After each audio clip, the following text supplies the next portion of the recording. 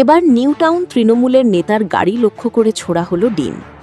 রাজারহাটের block সভাপতি প্রবীর করকে ঘিরে চোর চোর স্লোগান দেয়।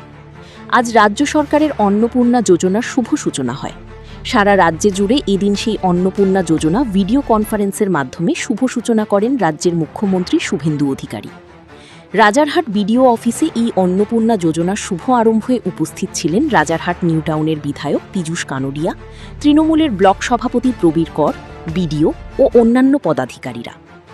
ভিডিও কনভার্সের মাধ্যমে অন্নপূর্ণার যোজনা শেষ হয়ে যাওয়ার পরই সেখান থেকে বেরিয়ে যান রাজারহাট নিউ টাউনের বিধায়ক পীযূষ কানোডিয়া। তারপর প্রায় ঘণ্টা দুয়েক পর বের হন তৃণমূলের ব্লক সভাপতি প্রবীর কর। প্রবীর করের গাড়ি নিয়ে বেরোতেই উত্তেজিত জনতা চোর চোর স্লোগান দেয় এবং ডিম ছোড়া হয় প্রবীর করের গাড়িতে। কার্যত উত্তেজিত জনতা গাড়ি লক্ষ্য করে তাড়া করেন এবং ডিম নিক্ষেপ করতে থাকেন গাড়িতে। কিছুদিন আগেই তৃণমূলের যুবরাজ অভিষেক ব্যানার্জিকে লক্ষ্য করে সোনারপুরের ডিম নিক্ষেপ করা হয়।